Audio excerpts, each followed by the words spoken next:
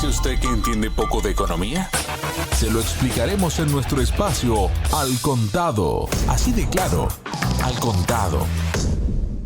Hola, bienvenidos. Les habla Javier Benítez. Hoy vamos a hablar de la desdolarización que está sufriendo Estados Unidos y que seguramente seguirá sufriendo mientras las cosas sigan avanzando. Para hablar sobre este tema estoy junto al presidente de la consultora ICAI Center, Adrián Celaya. Adrián, bienvenido a Radio Sputnik. ¿Cómo estás? Hola Javier, estupendamente, encantado de estar con vosotros, como siempre. Muchísimas gracias, Adrián. Bueno, la cuestión es tal que está teniendo lugar el Foro Económico Internacional de San Petersburgo, donde este jueves está el panel Desdolarización, el futuro del dinero, en que los expertos debaten, por ejemplo, sobre que la desdolarización es una prioridad de seguridad nacional para Rusia debido a la decisión de Estados Unidos de convertir el dólar en un arma con fines geopolíticos. El conflicto de Ucrania ha acelerado el proceso de desdolarización de Rusia. A principios de 2022, el 80% de los acuerdos comerciales de Rusia se realizaron en dólares, euros y otras monedas. Esa participación se siente en un 48% para fines de 2022 y luego en un 30% para marzo de 2023. Pero no es solo Rusia quien está en este proceso de desdolarización, sino que el mundo está viendo las cosas que están pasando, se dan cuenta que Estados Unidos en cualquier momento, Estados Unidos y la Unión Europea en cualquier momento pueden quedarse, apropiarse de su dinero, entonces están buscando otras vías para evitar todo este tipo de cosas, ¿no? Y sin ir muy lejos, tenemos el ejemplo de la reciente edición de la Arab China Business Conference, realizada en Riad, donde, por ejemplo, el ministro de Inversiones de Arabia Saudí, Khalid Falih, fue contundente en un discurso. Dijo: ha llegado el momento, en mi opinión, de que China se convierta en el principal socio inversor en el impulso al desarrollo del mundo árabe. Y tenemos que tener en cuenta que Arabia Saudí, entre otros países, están queriendo unirse al BRICS.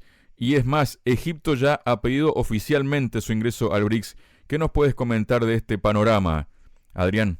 La verdad es que son muchos temas a la vez. Vamos a ver si comenzamos por la desdolarización. Se está hablando mucho de esto últimamente. Es un proceso que, como tú has dicho, se está acelerando. Ya venía produciéndose de alguna forma desde hace tiempo y en buena parte previéndose, ¿no? Casi como una necesidad inevitable de la evolución socioeconómica, ¿no? Es decir, el apoyo, la fuerza de unas y otras monedas a muy largo plazo sí tiene necesariamente relación con la fuerza del país que las emite, la fuerza económica, pero no solo económica, también política e incluso militar, ¿no? A efectos de defender el peso y la utilización de su respectiva moneda en unos u otros entornos, ¿no? Claro, con respecto al dólar, bueno, los análisis iban un poco en la misma dirección. Es decir, en la medida en que Estados Unidos va perdiendo la hegemonía económica, va perdiendo peso en el conjunto del mundo en cuanto a su participación en el PIB, en la riqueza generada, y cada vez más va perdiendo peso político y también estamos viendo que peso militar, pues lo lógico es que a muy largo plazo pues haya una tendencia a que el dólar deje de ser la moneda hegemónica a nivel internacional, ¿no?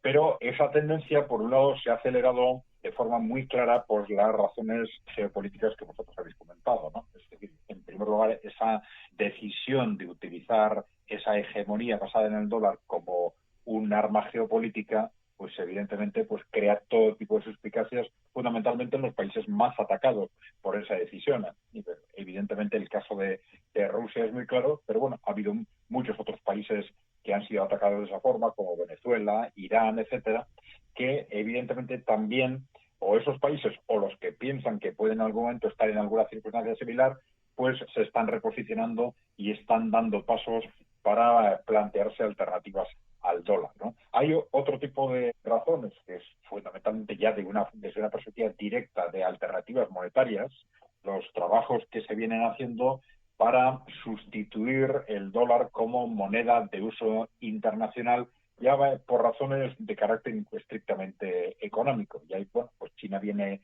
trabajando desde hace tiempo, los países emergentes en general, de forma lenta pero progresiva, tomando o firmando acuerdos internacionales en base a los cuales determinadas compraventas de determinados productos, en lugar de hacerse en dólares, pues hacen en otras monedas, ¿no? o en yuanes o en las monedas de los países que participan en el acuerdo en cada caso. Pero bueno, son pequeñas decisiones que se han ido tomando en los últimos años que van poco a poco creando un contexto que apunta a esa lógica a muy largo plazo de progresiva marginación del dólar. No es un proceso lineal, porque ahí, por ejemplo, inciden de forma muy importante no solo la voluntad de los compradores y vendedores de utilizar una u otra moneda, incide también desde el punto de vista del carácter de moneda de reserva las necesidades de endeudamiento de los países. Es decir, hay muchos dólares en el mundo, no solo porque el dólar se utiliza para cobrar y vender, sino que se utiliza también como moneda de reserva o como inversión monetaria, vamos a decir, como depósito de valor. ¿Por qué? Pues porque Estados Unidos está muy sobreendeudado. Entonces, si Estados Unidos estuviera menos sobreendeudado, habría menos dólares, menos inversiones en dólares en el mundo. Con lo cual, como precisamente porque, por ejemplo, China y los países emergentes no están sobreendeudados, no crean esa necesidad de invertir o esas posibilidades de invertir en yuanes, en rublos, en rupias que existen de invertir en el dólar. Es decir, esto es un proceso que no es absolutamente lineal. Evidentemente, la tendencia sería que Estados Unidos tendría, como consecuencia de esa evolución lógica a medio plazo, Estados Unidos tendría cada vez más dificultad para captar financiación en dólares, ¿no? Para captar financiación para financiar ese déficit estructural, ese déficit comercial y ese déficit presupuestario permanente que tiene, ¿no? Hay otro factor muy importante que se está desencadenando, que es el surgimiento de nuevas monedas alternativas, ¿no? Y esto es algo que se está moviendo de forma paralela en todo el mundo, ¿no? Como consecuencia de la desconfianza con respecto al dólar, también con respecto al euro, por el carácter de monedas de confianza basadas en que sin una atadura real, desde que en el año 1971 el gobierno Nixon rompió la relación entre el dólar y el oro, ¿no? Y entonces estas monedas ahora están basadas en la confianza de que los bancos centrales no van a abusar de la emisión, pero han abusado constantemente. Y esto ha creado una sensación en el mercado de que estas monedas pueden ser problemáticas en cualquier momento, y esto ha favorecido, por ejemplo, el surgimiento y la expansión de las criptomonedas, pero también hay una amenaza sobre el sistema financiero y el sistema monetario de Occidente, que es, digamos, las amenazas de gestión a través de Internet de nuevas unidades monetarias. Y esto que puede canalizarse a través de lo que son estas criptomonedas que surgen de alguna forma en el mercado libre, pero también se ha planteado por parte de los países emergentes la posibilidad de emitir un yuan digital que tendría la garantía del Banco Central de China, pero a la vez se gestionaría a través de cuentas gestionadas por el Banco Central de China, con lo cual estaríamos hablando de monedas que tendrían una garantía muy superior a la de la banca privada, y que además en los países emergentes se está planteando la posibilidad de que estén soportadas en estas nuevas monedas en valores reales, ¿no? Entonces, se está hablando también y se ha dicho repetidamente, que en la reunión de los BRICS de este verano, que se pondrá sobre la mesa la creación de una nueva moneda de los BRICS. Se ha estado hablando durante estos años de una moneda de quizás la expansión del yuan o del yuan digital, pero se está hablando de que quizás se ponga sobre la mesa una nueva moneda de los BRICS que podría ser también soportada en valores reales. Vamos a ver esto cómo se concreta, porque poner sobre la mesa no queda muy claro si sería poner un plan o ya estamos hablando de una emisión a muy corto plazo de este tipo de monedas. Pero claro, eso ya en sí mismo sería un detonante muy claro para una aceleración del proceso de desdolarización, que llevaría en principio ya no solo a los interlocutores comerciales a efectos de decidir si utilizan o no el dólar, sino a los inversores y a los bancos centrales, probablemente a un rápido proceso de sustitución de sus activos en dólares o en euros hacia este tipo de monedas emitidas por los países emergentes y soportadas en valores reales. Por otro lado, Adrián, se ha manifestado la secretaria del Tesoro de Estados Unidos, Janet Yellen, acerca precisamente de la desdolarización de las economías del mundo. Dijo: el hecho de que el dólar se utilice como moneda de reserva y desempeñe un papel tan importante en las transacciones internacionales permite que nuestras sanciones sean mucho más efectivas y no sorprende que los países que temen verse afectados por nuestras sanciones busquen alternativas al dólar. Esto me recuerda algo que dijo hace pocos meses el senador Marco Rubio, que en 5 años Estados Unidos ya no podrá sancionar a nadie porque esas sanciones precisamente no tendrán efecto por el tema de la desdolarización, ¿no? Pero, por ejemplo, además dijo Yellen que Estados Unidos tiene mercados financieros profundos y líquidos, así como un fuerte Estado de Derecho y una ausencia de controles de capital que ningún país puede replicar. En este sentido de la desdolarización también se ha pronunciado hace pocos días el presidente de Kenia, William Ruto, quien durante un reciente discurso en el Parlamento de Djibouti cuestionó la necesidad de involucrar el dólar estadounidense en las actividades comerciales y resaltó la necesidad de abandonar la dependencia de esa moneda. ¿Por qué el dólar estadounidense hace parte del comercio entre Djibouti y Kenia? ¿Por qué? Se preguntó, ¿no? Y en este contexto tenemos que, bueno, algo que tú ya has comentado, ¿no? La idea esa del BRICS de crear una moneda que podría aumentar la amenaza, ¿no?, al dólar si los estados miembros del bloque, que son cada vez más países los que quieren integrarlo, deciden vincular sus mercados de bonos. En este contexto hay que tener en cuenta que, según informes de medios franceses, el presidente Emmanuel Macron solicitó al presidente sudafricano Cyril Ramaphosa una invitación a la cumbre del BRICS programada para agosto. Esta noticia aún no ha sido confirmada por el Palacio del Elíseo y el portavoz del presidente sudafricano aseguró desconocer la petición.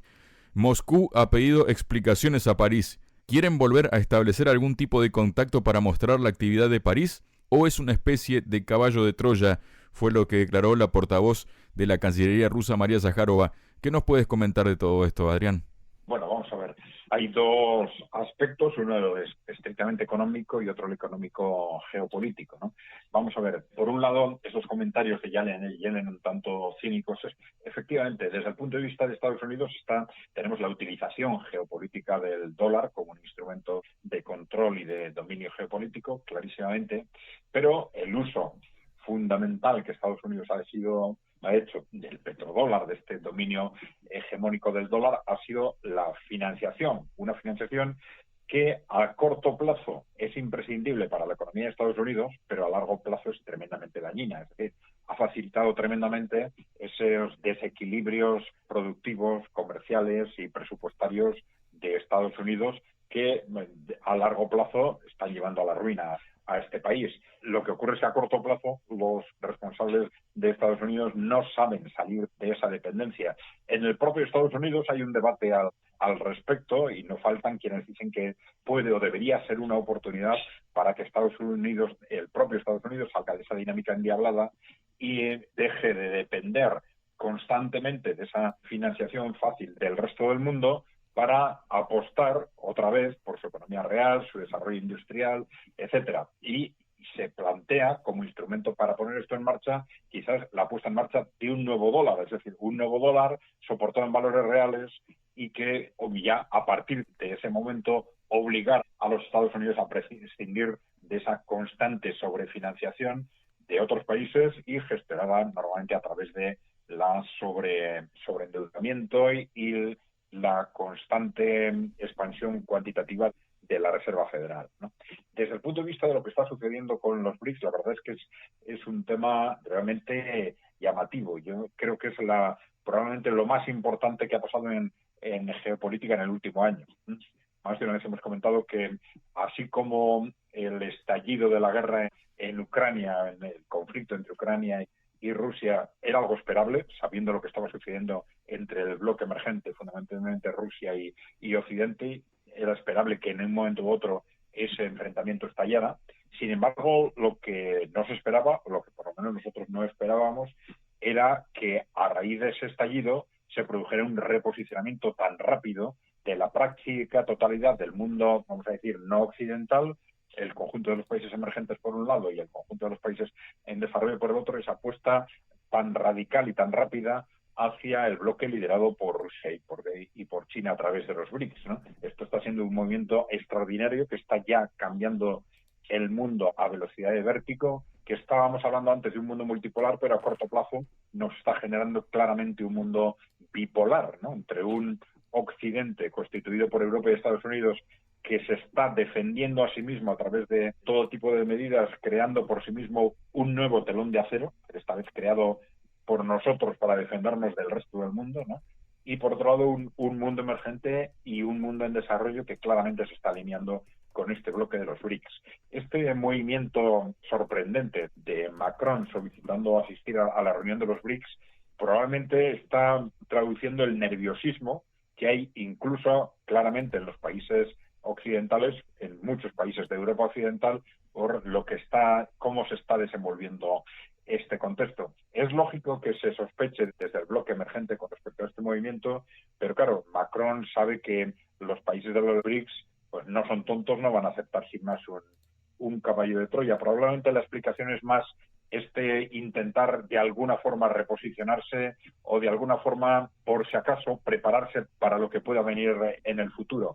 En un contexto en el que Europa está teniendo una situación económica realmente preocupante, Francia, por distintas razones, pues en parte comunes, en parte distintas, por ejemplo, en Francia y Alemania porque con un 40% de su industria intensiva en energía, al cortar el acceso a la energía barata rusa, se está poniendo en cuestión pues es prácticamente la mitad de la industria alemana. El resto de la industria alemana se pondría en cuestión si continúan esas estrategias empujadas desde Washington para que también se corten o se restrinjan las relaciones con China. Francia tiene otro tipo de problemas añadidos, como es el corte o la pérdida de su control neocolonial sobre África como consecuencia de la presión de China y de Rusia y de la ayuda de China y Rusia a los países africanos para independizarse de esa influencia francesa, y este también es un proceso que se está generando muy rápidamente. Ese control neocolonial es todavía muy importante para la economía francesa, y entonces estos países europeos, los países centrales, el conjunto de Europa está tremendamente preocupado por las decisiones que ellos mismos están tomando o se están viendo obligados a tomar, y probablemente este movimiento de Macron hay que interpretarlo en este sentido, un movimiento de nerviosismo y un movimiento de, tender algún tipo de puentes cara a lo que pueda venir en el futuro. Muchas gracias, Adrián. Muy bien, Javier, gracias a vosotros.